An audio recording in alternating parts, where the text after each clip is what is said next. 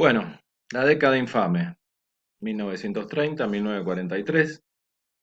Lo primero que hay que decir es que la década infame comienza y termina, atención con este dato, comienza y termina con un golpe de Estado. Arranca con un golpe de Estado el 6 de septiembre de 1930 y termina con otro golpe de Estado que vamos a ver al final de este video, el 4 de junio de 1943. Dijimos que arranca con un golpe de Estado, el de 1930, donde se produce el derrocamiento de Hipólito Yrigoyen. Ahí cerrábamos la etapa de gobiernos radicales que se había iniciado en 1916. El golpe de 1930 estaba encabezado por el general José Félix Uriburu, que va a ser quien va a asumir la presidencia después del golpe. Tengan en cuenta que el general Uriburu y el general Justo son las dos cabezas de las Fuerzas Armadas, pero detrás de este golpe está la oligarquía terrateniente tradicional, la prensa, los partidos políticos de oposición y hasta hay apoyo, según los documentos de la embajada, de Estados Unidos. ¿Sí? Está muy a favor del golpe, tanto Estados Unidos como Inglaterra, por el tema del petróleo. Recordarán el proyecto de Irigoyen de nacionalizar o de que el Estado argentino monopolice el petróleo a través de YPF. Eso iba en contra de los intereses de las compañías extranjeras como Shell y como la Standard Oil o ESSO, que es la misma compañía al fin y al cabo, la compañía de David Rockefeller. Recuerden que la oligarquía terrateniente, como dije recién, está atrás del golpe. La oligarquía quiere volver a la situación anterior a la sanción de la ley Sáenz Peña, es decir, cuando quien gobernaba el país lo hacía en nombre de la oligarquía y para esa oligarquía terrateniente. La llegada del radicalismo en 1916 le saca a la oligarquía el control del Estado. No obstante, la oligarquía terrateniente mantiene el poder económico del país porque es la gran beneficiada con el modelo agroexportador. Pero bien, el líder, la cabeza visible de ese golpe es el general Uriburu. ¿Quién va a ser el primer presidente de la década infame? Uriburu va a estar como presidente hasta 1931, avalado por la Corte Suprema de Justicia. Atención, la Corte Suprema de Justicia dijo sí, nos parece legal que el presidente sea Uriburu. Bueno, la justicia en Argentina. ¿Por qué Uriburu solo va a gobernar hasta 1931? Uriburu admiraba a Mussolini, tenía en mente para la Argentina un proyecto de Estado corporativo de tipo fascista, pero la oligarquía no estaba muy de acuerdo con este proyecto corporativo. Quería un retorno, como dije hace un ratito, a la situación anterior a la ley Sáenz Peña, es decir, a la situación de fraude electoral y de democracia restringida. Por eso obligan al presidente Uriburu a nombrar, a convocar elecciones. En esas elecciones gana el otro general, la otra cabeza del golpe, que era Agustín Pedro Justo, que va a gobernar los 6 años que dictaban la Constitución. Justo ganó por obra y gracia del fraude electoral. La misma manera De la misma manera, su sucesor, Roberto Marcelino Ortiz, a partir de 1938, va a ganar con fraude electoral. Ortiz renuncia al cargo en 1940, va a fallecer en 1941, víctima de una enfermedad, y asume su vicepresidente a partir de 1940, Ramón Castillo. Y Ramón Castillo va a ser finalmente derrocado por el golpe del 4 de junio de 1943. Esta es la cronología para ubicarnos de la década infame, pero vamos a lo que nos interesa. Década infame, surgida del golpe de Estado. Vamos a dividir las características de la década infame en sociales, políticas y económicas. Económicas. Bien, lo más saliente en cuanto a lo económico es el inicio de un nuevo modelo, que es el modelo de sustitución de importaciones, del cual vamos a hablar un poquito más profundamente en un rato. La aparición de este nuevo modelo económico, la sustitución de importaciones, es consecuencia del contexto de la economía mundial.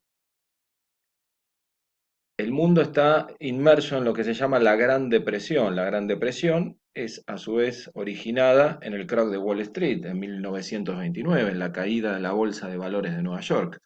Entonces el mundo está en un nuevo escenario económico.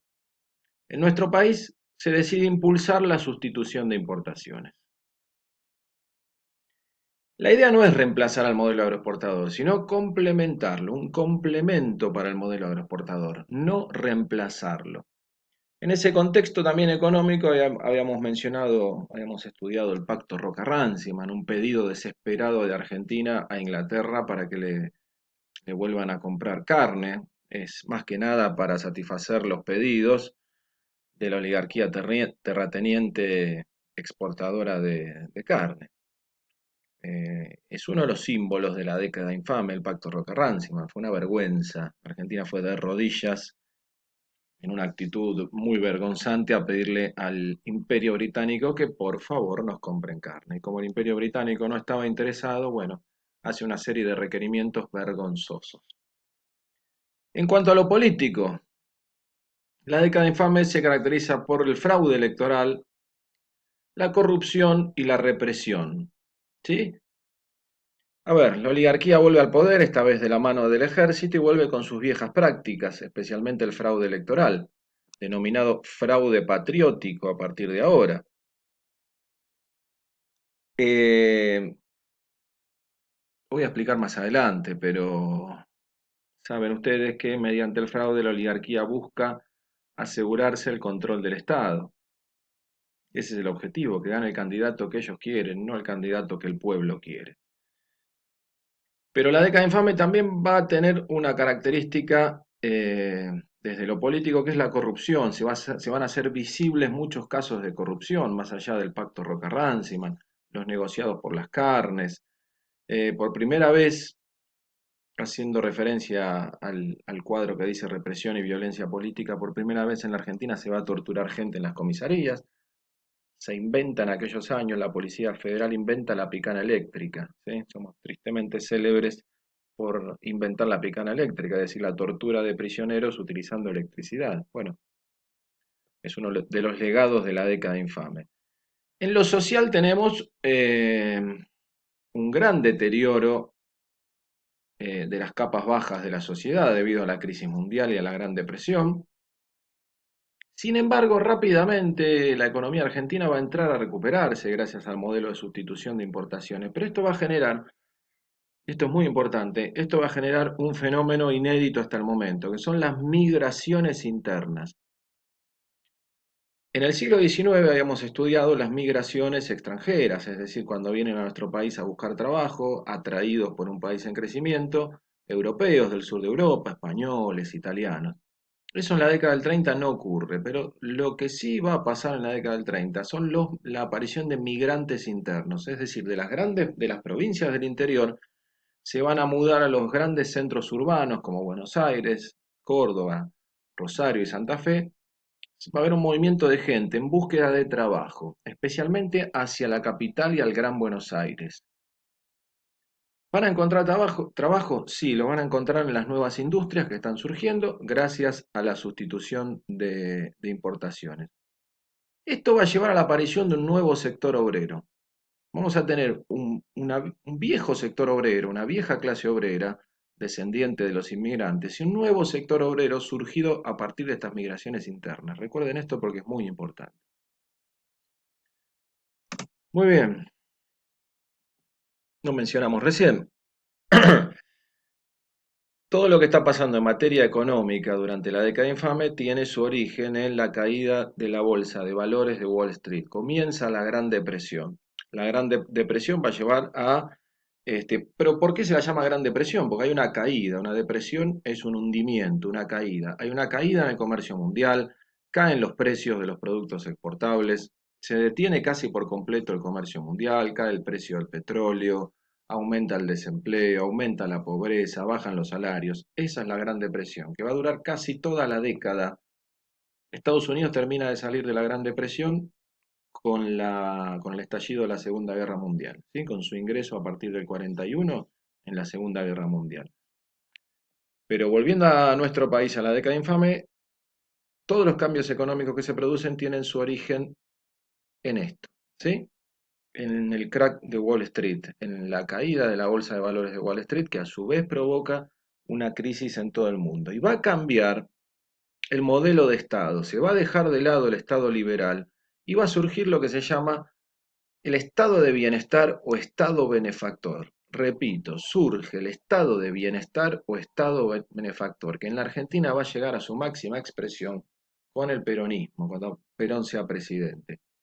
¿Qué significa? El Estado empieza a intervenir en economía, se deja de lado por ahora el liberalismo tradicional y a partir de las teorías de John Maynard Keynes, los estados en todo el mundo comienzan a intervenir en economía, comienzan a meter mano en economía, comienzan a regular la economía, comienzan a regular precios, salarios, el comercio exterior, todo. ¿Sí? No significa comunismo, sino un estado que interviene en economía. Estamos hablando de otra cosa. La Argentina no va a estar ajeno a esto, va a ocurrir también esto en nuestro país. Esta es una imagen para que tengan noción de lo que fue la Gran Depresión y la caída de la Bolsa de Valores, una imagen de desempleados, ¿sí? Unemployed, en Estados Unidos, haciendo fila para obtener un poquito de alimento gratis. Free soup, coffee and donuts. ¿Sí? Comida gratis. Bien, retomemos el concepto de la sustitución de importaciones. ¿Sí? Porque vamos a hablar mucho de esto. Se lo trabaja también desde geografía. Y en historia lo vamos a referenciar mucho, esto de la sustitución de importaciones. Modelo de sustitución de importaciones. Consiste en sustituir productos provenientes del exterior. ¿Cuál es la idea? Impulsar el desarrollo de la industria nacional, que se empiece a fabricar en el país productos que ya no podemos traer del exterior. ¿Por qué no los podemos traer? Porque el comercio mundial está detenido. Además, no generamos divisas, como la Argentina no vende, no generamos los dólares o las libras esterlinas o el oro necesario para importar esos productos que antes importábamos. Fundamentalmente de Inglaterra los importábamos. Bueno, ahora lo que no se puede importar se produce acá. Y si no se produce acá, no se va a conseguir más ese producto o materia prima. ¿Cuál es el objetivo? Reactivar la economía, ¿sí? Garantizar el consumo de productos que se fabriquen en el país. Por ejemplo, muchas compañías que exportaban granos de, por ejemplo, girasol, van a empezar a producir aceite de girasol en nuestro país a partir de esos mismos granos que ya no pueden exportar, porque se cayó el comercio mundial con la crisis de Wall Street. ¿Se entiende? Eso es la sustitución de importaciones, es el puntapié inicial de la industria nacional. Se empieza a producir en el país lo que ya no viene importado de afuera. Otra de las características salientes, ¿sí? Desde lo político esto, hasta ahora recién vimos lo económico, lo político de la década infame es el retorno del fraude electoral. La oligarquía, de la mano del ejército y todos sus aliados, van a hacer fraude otra vez en las elecciones para asegurarse el control del Estado y lo van a llamar fraude patriótico, ¿sí? La idea era evitar el triunfo de los candidatos radicales, de los candidatos irigoyenistas. Entonces ellos decían que le hacían un bien a la patria evitando que los candidatos irigoyenistas, radicales irigoyenistas, lleguen otra vez al poder. Irigoyen fallece en 1933, no va a volver a ser presidente, lógicamente. Pero eh, la idea de este fraude patriótico es esa. Evitar, chicos, evitar básicamente que los sectores populares tengan un candidato para ganar las elecciones. ¿Sí? Quieren gobernar ellos, la oligarquía, los mismos de toda la vida en la Argentina, los mismos que se beneficiaron siempre, los mismos que se beneficiaron del Estado. No soportaron a un gobierno popular como fue el de Irigoyen. Mal o bien, con sus luces y sombras, no toleraron un gobierno popular y no toleraron un gobierno que no les fuera completamente favorables a ellos. Si el gobierno no hace lo que ellos quieren, lo voltean. Si hay un presidente que no hace lo que la oligarquía quiere, lo van a sacar del poder. Así va a ser durante todo el siglo XX y me animaría a decir hasta hoy. Vamos a ver varios ejemplos de esto. Pero bueno, el fraude patriótico. Es inseparable el concepto de década infame de fraude. Inseparable.